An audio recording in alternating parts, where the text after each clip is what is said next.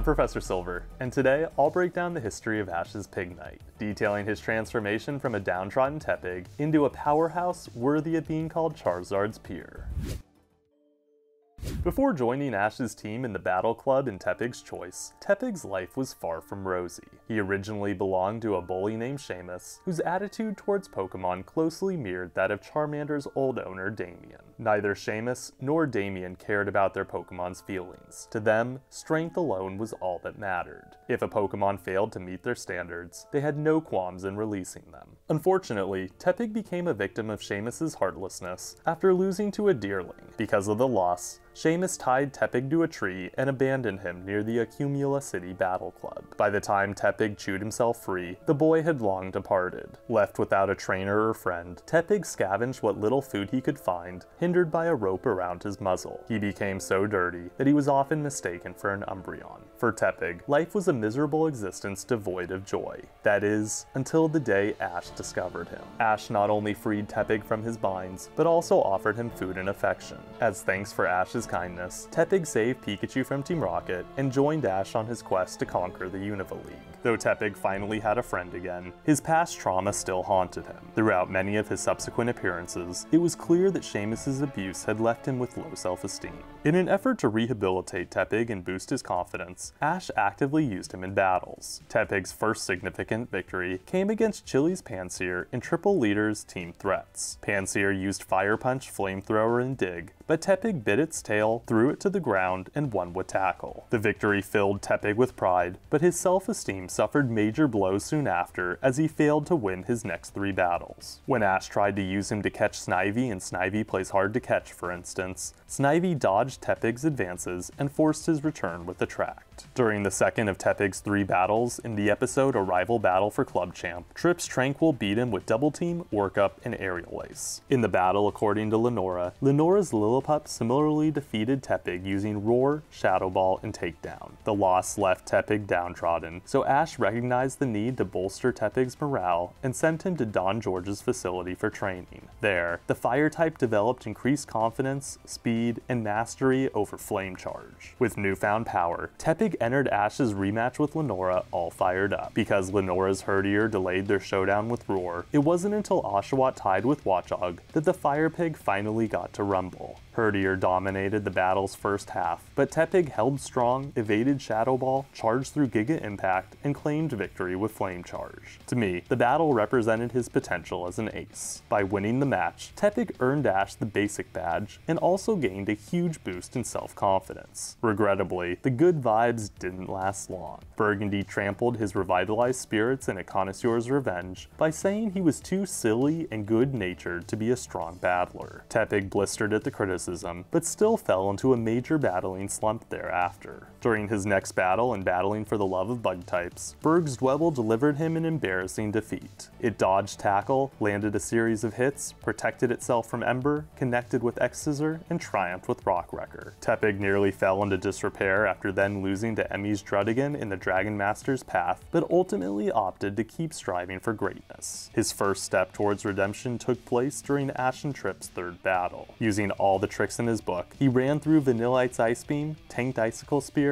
and produced a double knockout. Although it upset Tepig to tie, he was even more upset after he lost to Roggenrola and got to catch a Roggenrola. Rather than wallow in self-doubt, however, he fought the Rock type in another battle. Showing both great power and responsibility, he weathered Sandstorm, withstood Stone Edge, used Flame Charge, and won with Tackle. Not only did the win result in a new capture for Ash, but it also gave Tepig the experience he needed to beat a wild Scrafty in Meowth's Scrafty Tactics. Without taking any damage, Tepig beat Scrafty with Flame Charge. Tepig also defeated a Samurott in the Victini films, but to be fair, he only did so because Victini supercharged his abilities. As a result, I don't really consider this to be a true, honorable win. Regardless of how Tepig beat Samurott though, thanks to all of his efforts throughout his battles, he learned Flamethrower in Battle for the Underground. The move presumably skyrocketed his self-confidence, so he was emboldened when he then fought the subway bosses and lost at the Stamp Rally. Tepig and his partner Pansage did their best against the bosses Chandelure and Electros, but the two of them eventually fell to their opponent's superior might. Like Ash, Tepig seemed to be learning that there were no shortcuts on the path to greatness. As he continued his journey, He sparred with 3 Maractus in a Maractus musical, and battled Catherine's Mandibuzz in Scraggy and the Demanding Gothita. Against Mandibuzz, Tepig evaded Fury Attack, landed Tackle, tanked Air Slash, dodged Dark Pulse, belted out Flamethrower, survived Brave Bird, and won with Flame Charge.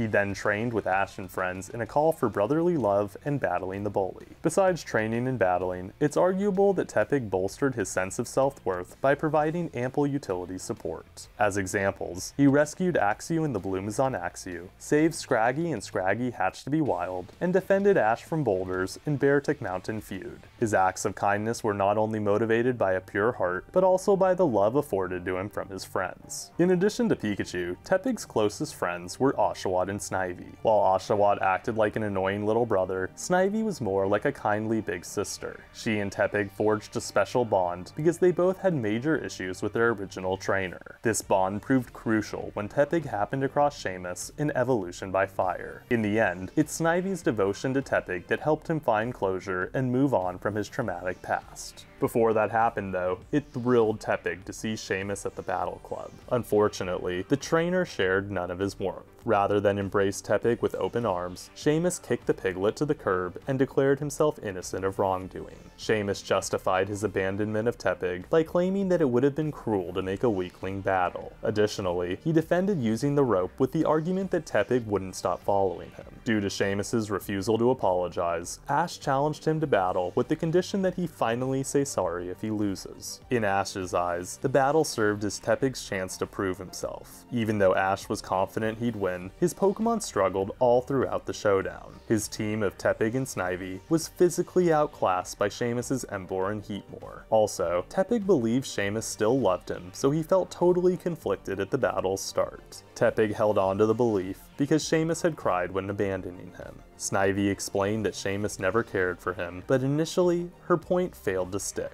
She protected Tepig all throughout the battle as best she could, but things got too hot to handle after Seamus revealed that he had only pretended to be sad. Although the revelation put Tepig into a catatonic state, Snivy snapped him out of it by proving to him that she and Ash loved him with all their heart. To do so, she stood strong, relayed her unwavering support, and sacrificed herself to one of Emboar's attacks. In doing so, she awakened both Tepig's warrior spirit and accelerated his evolution into Pignite. The first thing Pignite did as an evolved powerhouse was beat his old trainer's Pokemon with Fire Pledge and Flame Charge. Winning the battle proved once and for all that all he needed to be strong was love and support. The win earned him an apology and an offer to join Seamus's team, but he rejected the offer like a true champ. From that point onward, Pignite was never again a sore loser. Instead, he was a massive bruiser. At the Icarus Gym, for example, he strutted his strength against Bryson's Cryogonal in Caution Icy battle conditions. Although Cryogonal laid down Reflect, doled Flamethrower, and used Frost Breath, it still fell to Fire Pledge. Sadly, all the damage Pignite took led him to then lose to Beartic's Brine, Icicle Crash, and Aerial Ace. In rocking the Verbank Gym during Ash's final gym battle of the Black and White Saga, Pignite rocked Gym Leader Roxy's poison types. Initially,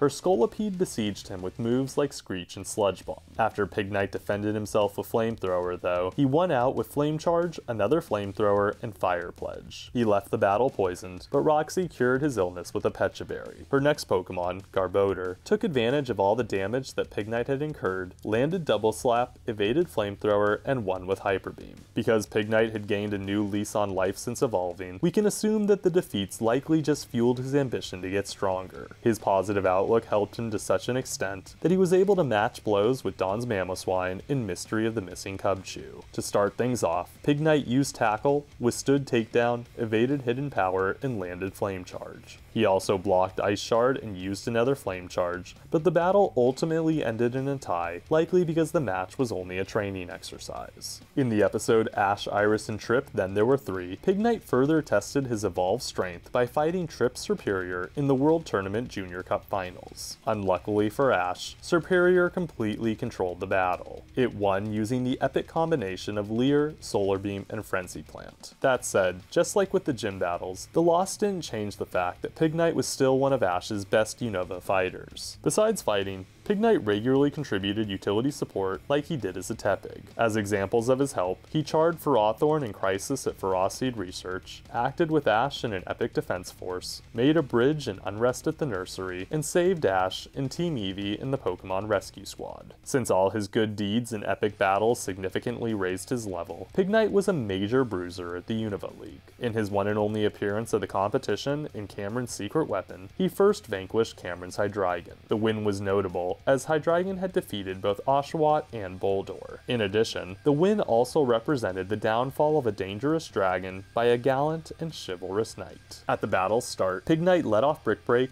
tanked Dragon Pulse, and torched Hydreigon with Flamethrower. In response, Hydreigon retaliated with Tri-Attack and Dragon Rush. Fortunately for Ash though, Pig Knight drew from his trainer's encouragement, landed Flame Charge, brought the heat with Fire Pledge, immolated his opponent, and finished things up by overcoming Double Hit with Brick Break. Once Hydreigon fainted, Cameron summoned Ferrothorn. Although the Grass Steel type used Metal Claw, Pin Missile, and Mirror Shot, Pig Knight won the battle anyway thanks to Flame Charge. Thereafter, his reign of terror came to an end when Cameron called for Samurott. Impressively, Pig Knight weathered a blast from Hydro Cannon before eventually falling to Aqua Jet. Following the league's conclusion, Pig Knight formed a brotherly bond with Charizard. The two of them likely bonded because they shared traumatic past, fiery hearts, and a love for torching Ash. Regrettably, Pig Knight's meeting his predecessor didn't help him during his first post-league battle. In Secrets from Out of the Fog, a Team Plasma Magnezone beat him and left him with the seed in his nose. When Charizard failed to dislodge it in Meowth, Colress, and Team Rivalry, Pig Knight found relief with some grass. In spite of Charizard's failure, Pig Knight still fought by his side in Team Plasma and the Awakening Ceremony. When Charizard nearly fell to Team Plasma's advances, Pig Knight cheered him on and proved himself a true bro. After tenderly sharing in glorious battle with his possible mentor, Pig Knight joined Ash on his adventures in the Decalore Islands. One of his more notable appearances during the saga took place in the episode The Pirates of Decalore. Throughout the episode,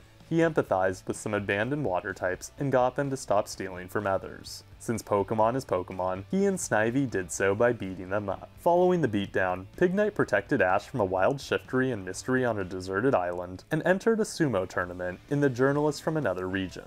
During the tournament, he beat Watchog, Slacking, and Rhyperior before fighting Rodney's Golurk in the finals. To beat Golurk, Pig Knight circled behind it, slammed its back, tanked its kick, caught its throw, and sent it flying. Winning provided Pig Knight with both a focus band and the likely knowledge that it was just as much an ace as Crocodile. In the saga's final episode, The Dream Continues, Pig Knight blasted off Team Rocket, settled in at Oak's lab, and bid Ash farewell. While Ash traveled through Kalos, studied in Alola, and competed in the World Coronation Series, we can presume that Pig Knight continued his training. That's because when Ash visited Oak's lab and advised to go, it was revealed that Pig Knight had been a frequent sparring partner for Ash's Infernape.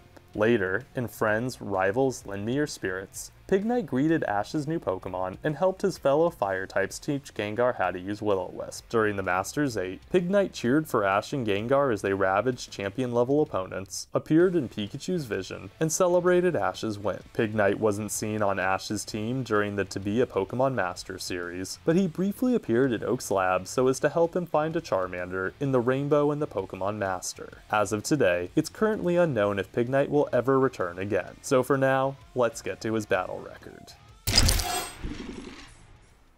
Over the course of the series, Pig Knight earned 17 wins. His most notable victories were against Seamus's Emboar, Cameron's Hydreigon, and Rodney's Golurk. It's worth noting that I didn't count the battle with Samurott as a win. Pig Knight lost 12 battles. The strongest opponents he lost to were Roxy's Garbodor, Trip's Serperior, and Cameron's Samurott. Finally, Pig Knight tied with Trip's Vanillite and Dawn's Mamoswine. Move-wise, Pig Knight used Brick Break, Ember, Fire Pledge, Flame Charge, Flamethrower, and Tackle. Pig Knight's storyline is insanely similar to Charizard's, but I still found him to be an incredibly compelling character. Seeing him slowly mature from a scared weakling into a powerhouse fighter was incredibly inspiring. I especially like that his inflection point involved a reunion with Seamus. This is something that I always wish Charizard got with Damien. My biggest complaint with Pig Knight is that we never got to see him evolve into an Emboar. As an Emboar, he likely would have cemented his ace status and not been overshadowed by Crocodile. To this day, it remains debatable whether Pig Knight or Crocodile is the true ace of Gen 5. And on that note, class is adjourned.